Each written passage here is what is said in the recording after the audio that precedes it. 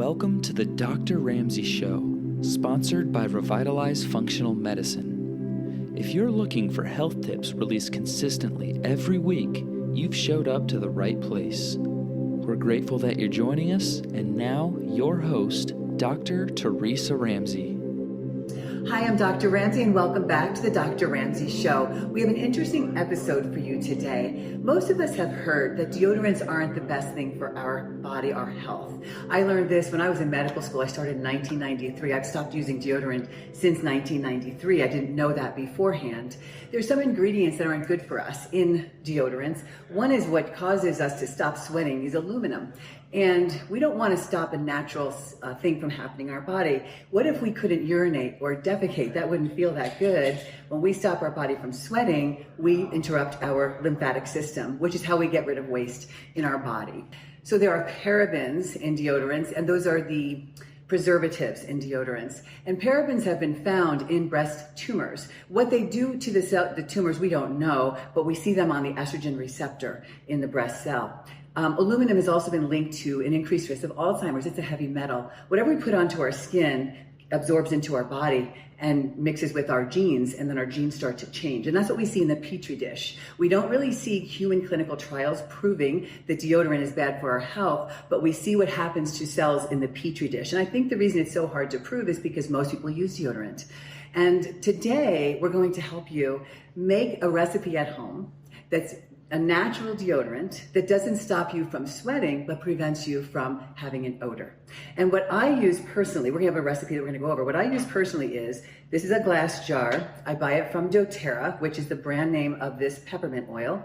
I pour the oil in here, and it's got a roller ball. So when I put it underneath my arms, if I sweat, it just smells like peppermint. So that's what I do, but I'm ready to learn this new recipe with you, and I think I'm gonna try it as well. So I'm gonna introduce to you Trisha and Laura. You've met Laura before. She's our patient care coordinator, and Trish is her mom. They've been making their own homemade deodorants for many years, right? Yeah, about 5 years. That's a long time. Yeah. And why did you change to begin with? Well, I was getting into stronger and stronger deodorants, and those weren't even working. So actually, a cousin came up with her natural deodorant, but it had shea butter in it, and I became allergic to shea butter, and my daughters also. So I had to make it myself. So I looked at the ingredients and kind of came up with the right consistency, and now I use cocoa butter instead of shea butter. Oh, interesting.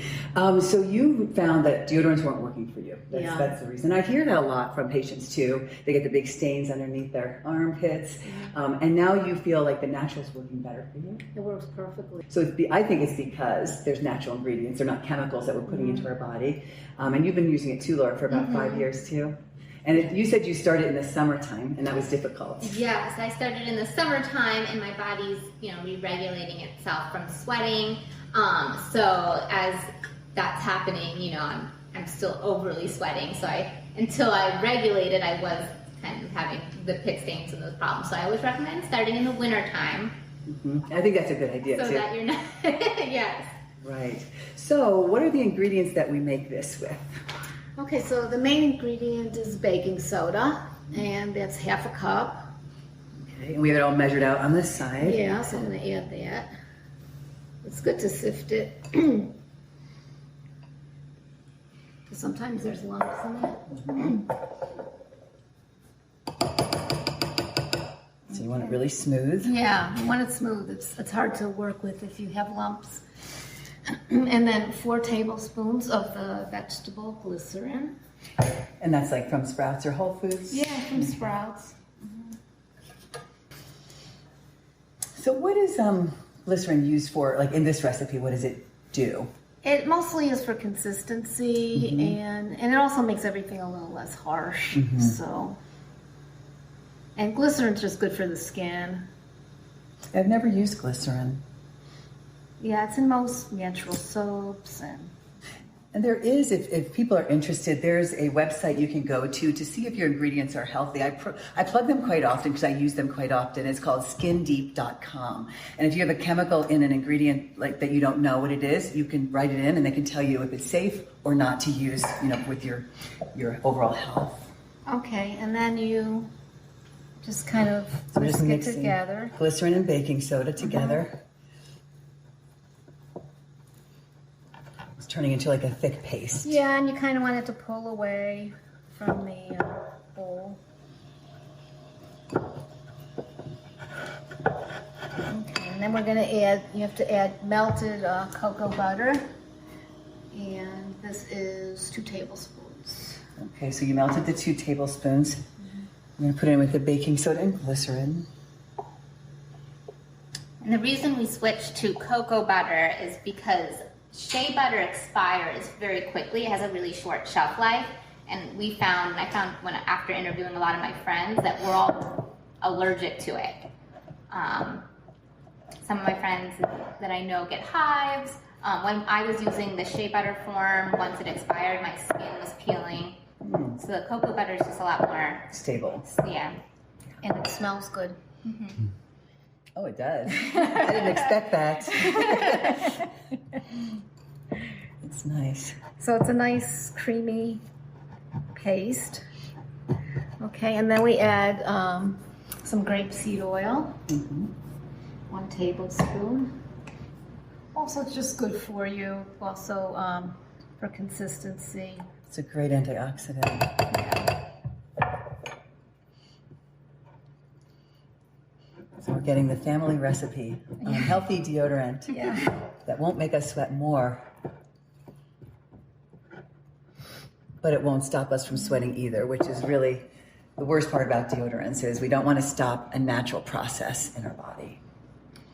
Okay, and then 1 tablespoon of tea tree oil. Tea tree. So tea tree has antibacterial properties too. It's good for the odor and it's also, since this is good for insect bites, and also when you're sick and you have a cold, by the time all the essential oils are in, if you sniff it, it really clears your passages.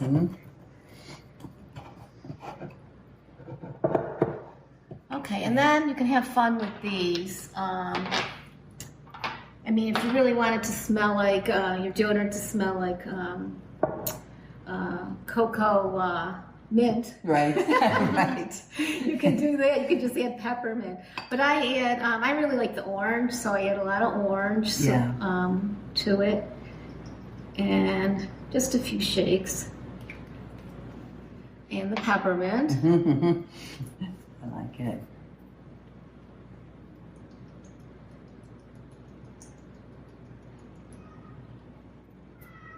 And this batch would last you how long, would you say?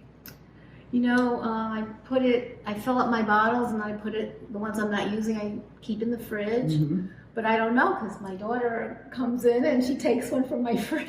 I would say, I usually take one that's like this size. We just do these we reuse these little jam jars. And it'll last me, I feel like this, it's not much. About 3 months. But yeah, 3 to 4 months.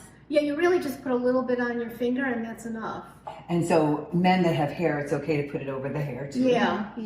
Yeah, what I do is, since it is a bit of a paste, I'll use some like all natural scent-free lotion, and I just mix it a little bit in my hands before using. To make it a little more liquidy. Yeah, it's a little more smoother. Yeah, and also a lot of people, it's a little bit harsh for them, so I recommend putting a nice paraben-free, chemical-free lotion to use underneath your armpits first. Some people aren't sensitive, but I am.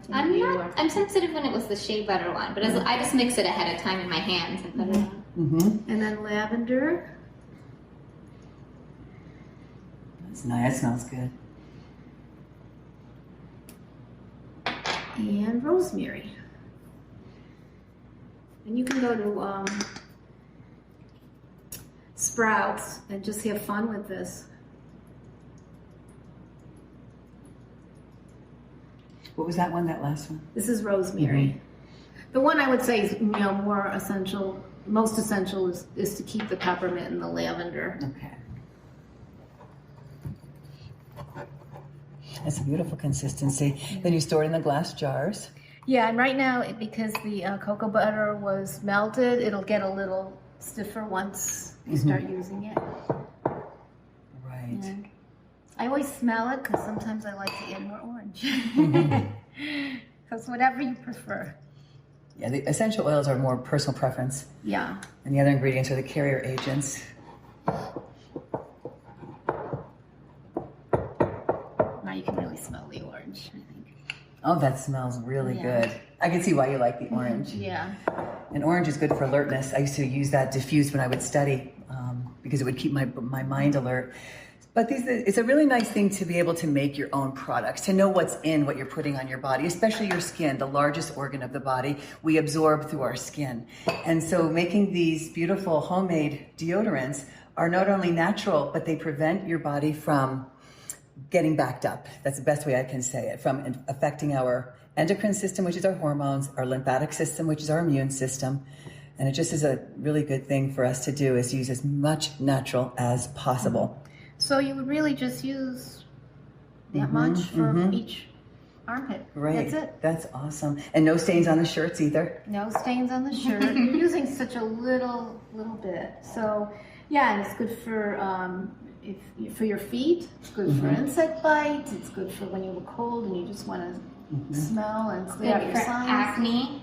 Acne. Yeah. So it's good for a lot of different things. So thank you so much for watching. We hope you enjoy making your homemade deodorant, acne cream, cold helper, right? At home. You have all the ingredients. We'll write it up for you as well. And we enjoy helping you be as healthy as you possibly can. Thank you for watching the Dr. Ramsey Show. We look forward to seeing you next week. Bye-bye.